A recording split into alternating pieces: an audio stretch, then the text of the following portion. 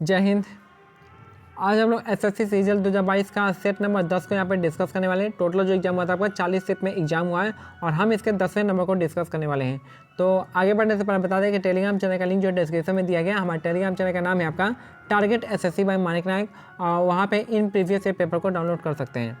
पहला क्वेश्चन है, भारत में कौन सी पंचवर्षीय योजना मुख्य रूप से गरीबी हटाओ, रोजगार के अवसरों के सृजन और अन्य उद्देश्यों के साथ कृषि उत्पादन पर केंद्रित था?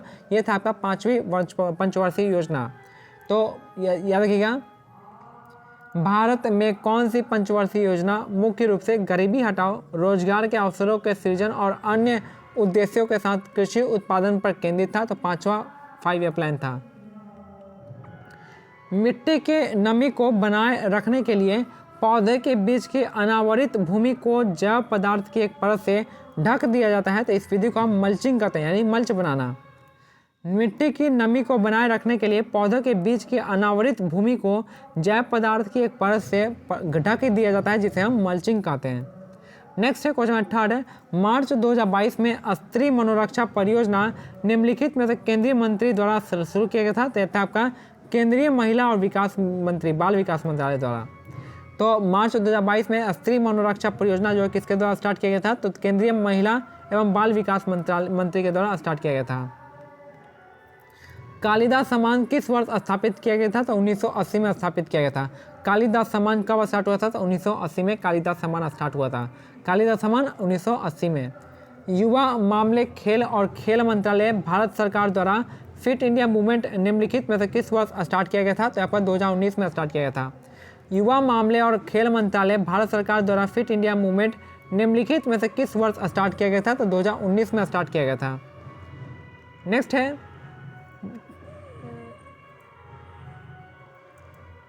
जिसने बड़ी संख्या में तत्वों का एक्सरे स्पेक्ट्रोस्कोपिक अध्ययन किया और दिखाया कि किसी तत्व द्वारा उत्सर्जित एक्सरे की आवृत्ति परमाणु द्रव्य के बजाय परमाणु संख्या पर निर्भर करता है, यह बताया था हेनरी मोसले ने बताया था। किसने बड़ी संख्या में तत्वों का एक्सरे स्पेक्ट्रोस्कोपिक अध्ययन किया और दिखाया कि किसी तत्व द्वारा उत्सर्जित एक्सरे की आवृत्ति परमाणु द्रव्यमान के बजाय परमाणु संख्या से संबंधित होता है? तो परमाणु संख्या को जेड से डिनोट करते हैं। तो हेनरी मोसले ने बताया था। नेक्स्ट है, भारत सरकार ने अप्रैल 2022 में डेस योजना स्टार्ट की। यह योजना निम्नलिखित में से किस मंत्रालय के द्वारा स्टार्ट किया गया था? तो आपका सामाजिक न्याय और अधिकारिता मंत्रालय था। तो डेस योजना जो है आपका सामाजिक न्याय और अधिकारिता मंत्रालय द्वारा स्टार्ट किया गया था। नेक्स्ट है, शासक अलाउद्दीन खिलजी के शासनकाल में कितने प्रकार के कर थे? तो 3 प्रकार के कर थे।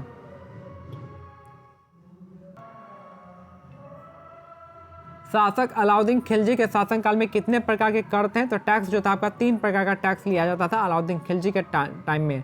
और हाउस और घड़ी टैक्स जो आपका अलाउद्दीन खिलजी के ही टाइम में था, घड़ी टैक्स। राष्ट्रकूट और चोल राजवंशियों के दौरान कुछ महत्वपूर्ण प्रशासनिक पद जो है आनुवंशिक बन गए थे और नगर श्रेष्ठी पद का अर्थ था शहर का व्यापारी हो जाएगा।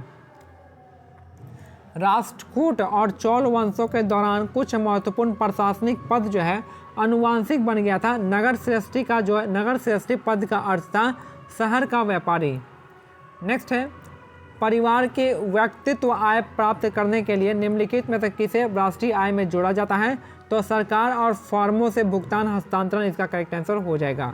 तो परिवारों की व्यक्तित्व आय पर प्राप्त करने के लिए निम्नलिखित में से किसे राष्ट्रीय आय में जोड़ा जाता है? तो आपका सरकार और फर्मों से भुगतान हस्तांतरण इसका करेक्ट आंसर हो जाएगा।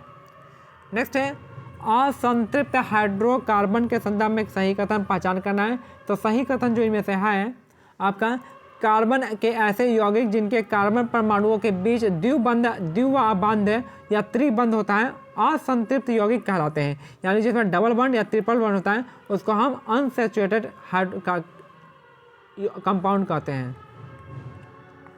नेक्स्ट है, पादप कोशिकाओं के बारे में निम्नलिखित में से कौन सा विकल्प सही नहीं है? तो कौन सा सही नहीं है?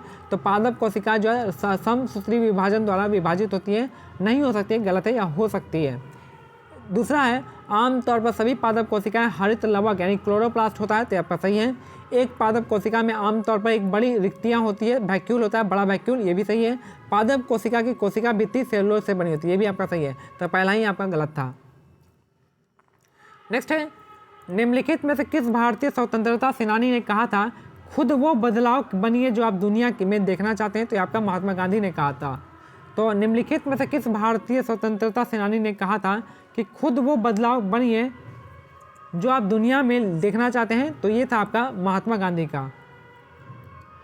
नारियल के रेशे युक्त छिलके जो होता है स्क्लेरन चाइमा का उत्तक बनाने से बने होते हैं। तो नारियल के रेशे युक्त छिलके जो होता है आपका स्क्लेरन काइमा के उत्तक बने होते हैं। केंद्रीय पेट्रोलियम और प्राकृतिक गैस मंत्री हरदीप सिंह पुरी ने पंजाब में एशिया के सबसे बड़े कंप्रेस्ड बायोगैस संयंत्र का उद्घाटन किया है।